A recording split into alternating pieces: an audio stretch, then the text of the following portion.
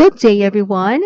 Today, we will be discussing English equivalent of Tagalog words. Together, let's make learning English fun and easy.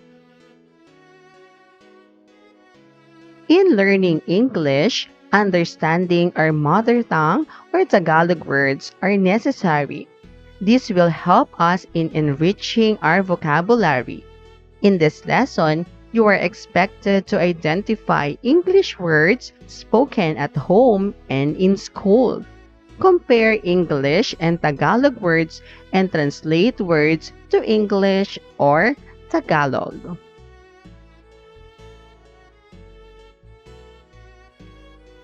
Learning Task 1. Read aloud. Repeat reading the words in the table. English is different from Tagalog in terms of how they are spoken at home and in school. Read the following words written in Tagalog and English.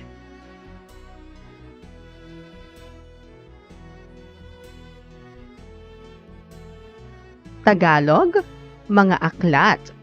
In English, books. Masaya. In English, happy. Tagalog, mga kaibigan. In English, friends. Tagalog, mga kwento. In English, stories. Tagalog, mga awitin. In English, songs. Learning Task 2. Read the sentences twice.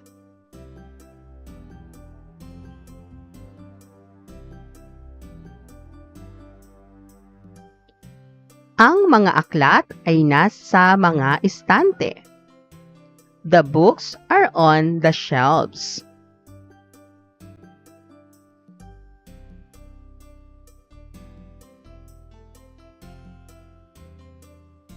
Si Gab ay masayang nagpapalipad ng saranggola.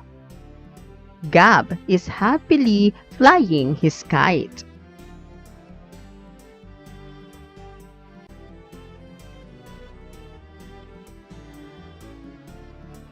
Sila ang aking mga kaibigan.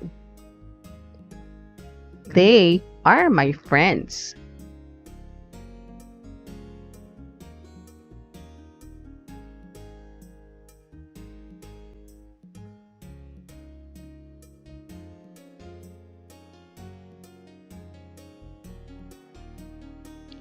Ang mga bata ay nakikinig sa mga kwento na may gintong aral. The children are listening to stories with moral lessons.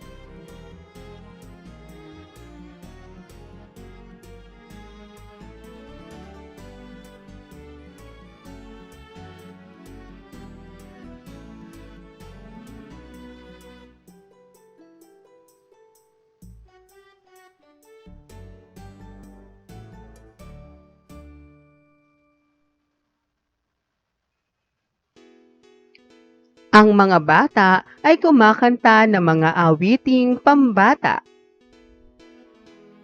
The children are singing children's song.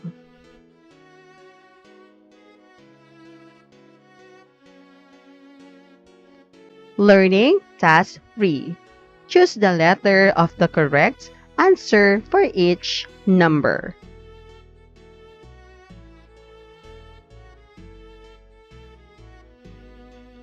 What is in the picture? The answer is B. Vase. The blank is on the table. What is the appropriate word to complete the sentence? The answer is letter D. Which of the following things cannot be found in school? Letter C. The girl is beautiful. What is the synonym of the underlined word? Letter B.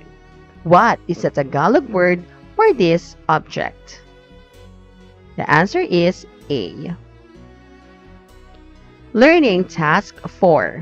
Read the story and answer the questions below.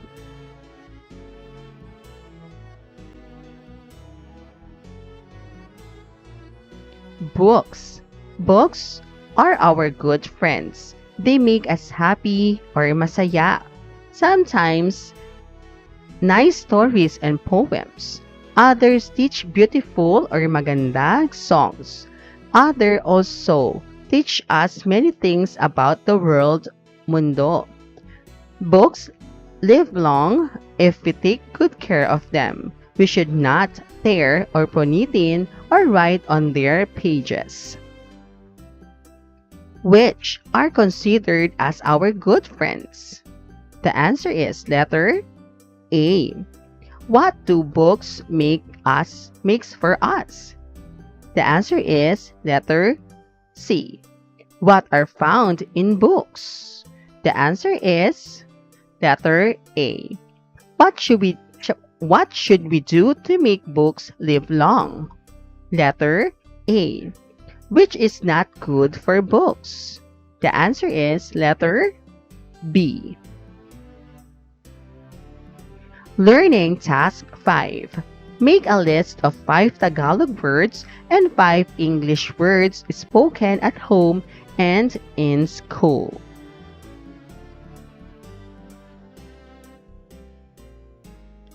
Tagalog word, lapis. In English, pencil. Tagalog word, kahon. English, box. Tagalog, sapatos. In English, shoes. Tagalog, libro. In English, book. Tagalog word, unan. In English, pillow. Learning Task 6. Match the Tagalog words in column A with the correct English word in column B.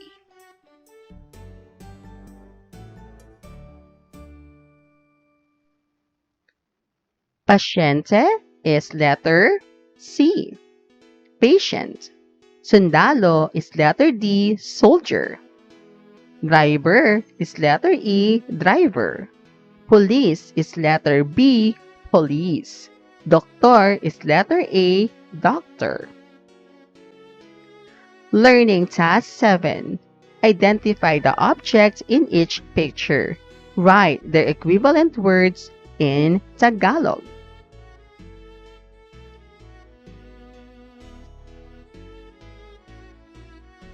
Eyes, mata. Money, pera. Water, tubig. Hand, kamay. And school, paaralan. Learning Task 8. Supply the missing words to complete each sentence. Choose your answers from the box.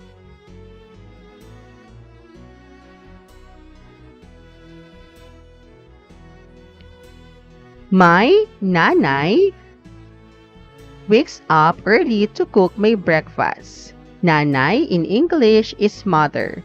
There are many stars in the sky every gabi. Gabi in English is night. We need to eat our meals on oras to become healthy. Oras in English is time.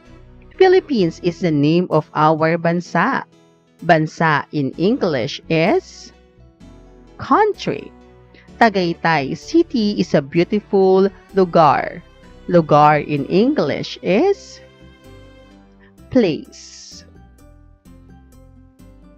Tagalog is the mother tongue for most of the children in Calabarzon. This serves as our first language. The English language serves as our second language.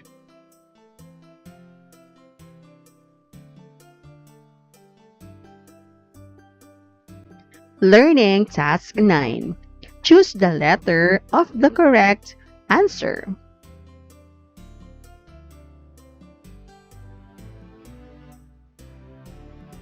The pencil case is in my bag. Which is the correct picture of the underlined word? The answer is letter B. My guro teaches me how to read, count, and write. What is the missing word? The answer is letter D. My teacher said that I'm a good child. It is because my parents taught me to be good at home. What is the best word to complete the sentence? The answer is letter A. Differentiate the two words. Doctor, doctor. What letters are different? The answer is letter B. If halaman is plant, what is the English word for prutas? The answer is letter D. Thank you for watching. Till our next English lesson. Goodbye.